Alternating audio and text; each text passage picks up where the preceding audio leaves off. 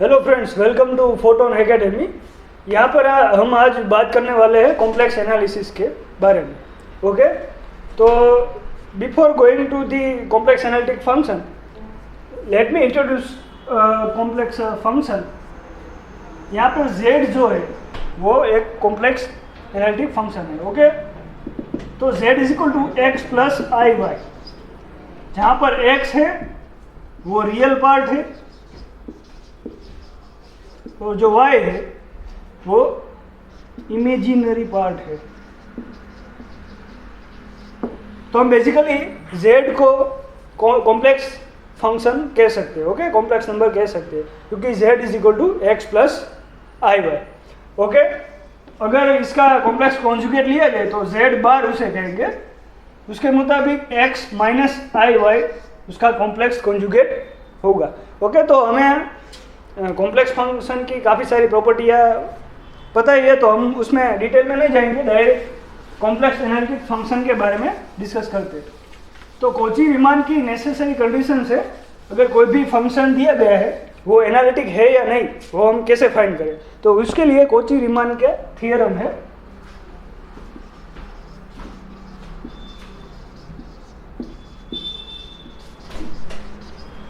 उसकी जो necessary conditions है वो क्या है कि भाई del u over del x is equal to del v over del y and del u over del y is equal to minus del v over del x. तो ये है नेसेसरी कंडीशंस। अगर कोई भी हमें फंक्शन दिया गया है तो हम उसे कैसे देखेंगे कि भाई वो एनालिटिक है या नहीं।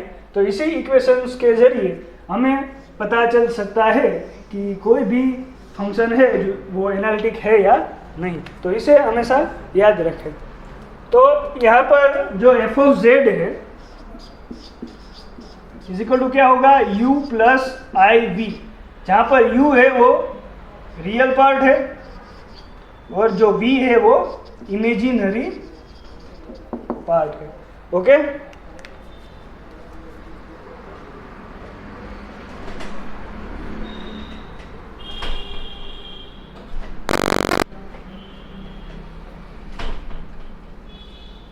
तो यहाँ पर u रियल पार्ट है और v इमेजिनरी पार्ट है। तो आज हम काफ़ी सारे प्रॉब्लम्स करने वाले हैं कॉम्प्लेक्स एनालिटिक फंक्शंस पे, जो पिछले साल कई एग्जाम्स में पूछे गए हैं। तो पहले सम बेसिक प्रॉब्लम्स लेते हैं कि भाई कैलकुलेट दी। ओके, यहाँ पर हमें एक फंक्शन दिया गया है कि z is equal to lambda plus 3 plus i under root of 5 minus lambda square. Okay, तो क्वेश्चन ये है कि ये इक्वेशन क्या है, मतलब ये फंक्शन कौन सा है, सर्कल का है, पैराबोला का है, इलिप्स का है, किसका है। तो हम कैसे फाइंड करेंगे। तो यहाँ पर देखिए, इसे हम कहते हैं रियल पार्ट। ओके, और उसको डिनोट करेंगे x से, और इसे इमेजिनरी पार्ट करेंगे और उसको डिनोट करेंगे y से। तो यहाँ पर क्या है, x is equal to lambda plus 3, that means lambda is equal to x minus 3, and यहाँ पर y is equal to under the root of 5 minus lambda square, that means y square is equal to 5 minus lambda square. Okay, यहाँ पर lambda की value हम अगर put कर दे तो क्या होगा, 5 माइनस एक्स माइनस 3 का होल स्क्वायर। तो फाइनली हम इसे ऐसे लिख सकते हैं, y square plus x minus 3 का whole square is equal to 5। तो ये किसका इक्वेशन हो गया कि भाई सर्कल का। ओके, तो ये इक्वेशन किसका है, सर्कल का। ओके, आगे का प्रॉब्लम देखते हैं।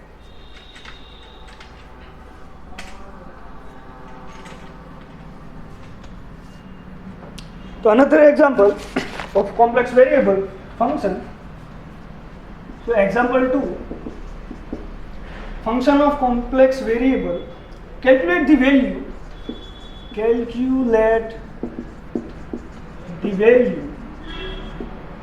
इसकी वैल्यू हमें कैलकुलेट करनी है, limit z tends to infinite i z cube i z minus 1 upon 2z plus 3i into z minus i का होल स्क्वायर।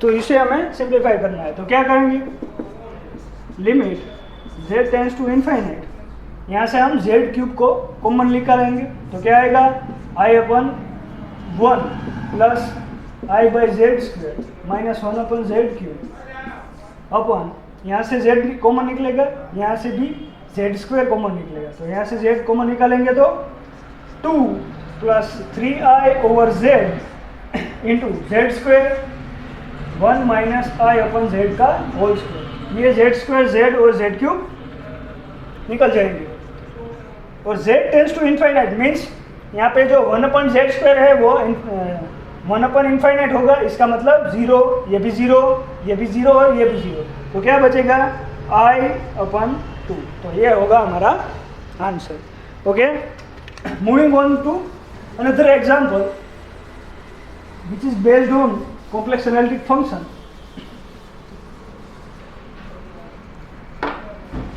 तो कॉम्प्लेक्स एनालिटिक फंक्शन पे एक प्रॉब्लम है हमारे पास कि भाई check whether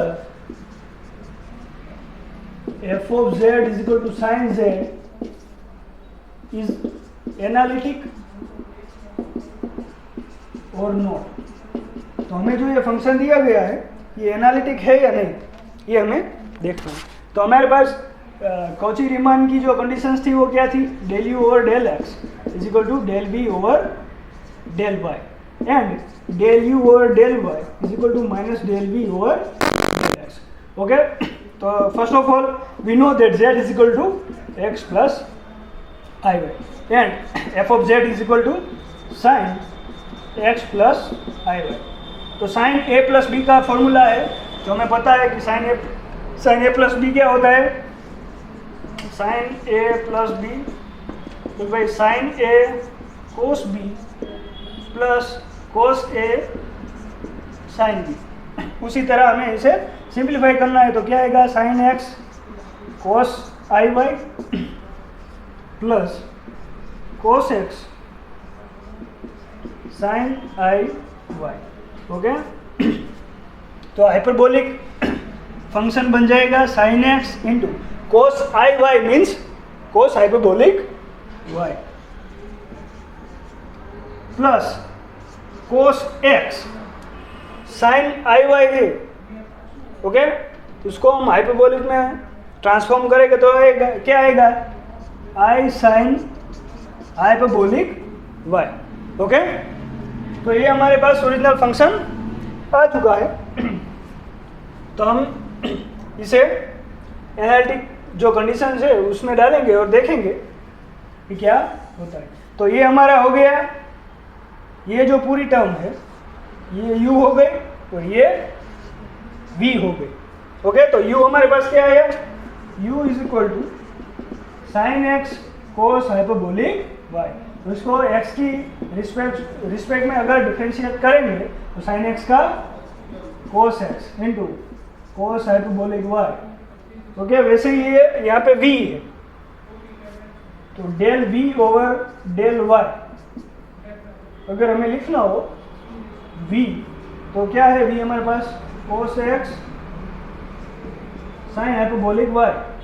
तो इसका हम y के रिस्पेक्ट में डिफरेंशिएट करेंगे हम इसको, तो क्या आएगा cos x into cos hyperbolic y। This is first one and second one, दोनों सेम ही है, देख लो cos x into cos hyperbolic y, cos x into cos hyperbolic y। तो that means del u over del x is equal to del v over del y. तो ये condition जो Cauchy Riemann की है necessary condition for the function, okay, जिसके हिसाब से ये एनालिटिक होगा, तो ये उसको सेटिस्फाई कर रही है। इसलिए इसका मतलब क्या है कि f of z is equal to sine z is a analytic function, और ये दूसरी कंडीशन को भी फॉलो करेगा ही करेगा। ओके, तो ये आप कर लेना। Another moving on to another example.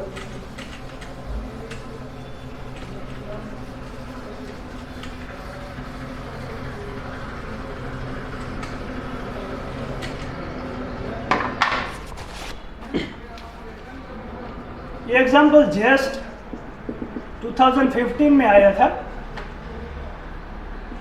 Example ये है कि भाई f of x y is equal to 5xy plus i sine x y, और हमें यहाँ पे फाई दिया गया है कि भाई x square plus 4x minus y square plus 2y। तो ये जो दूसरा फंक्शन है वो हमें फाइंड करना है, जो साइन एक्स वाई है वो हमें फाइंड करना है। ओके, हमारे पास फाई है, तो पहले तो ये देख लीजिए कि इसको हम अगर u कहते तो इसको v। तो एनालिटिक फंक्शन की जो कंडीशन है वो क्या है, del u over del x is equal to del v over del y। इसका मतलब क्या हुआ कि भाई del phi over del x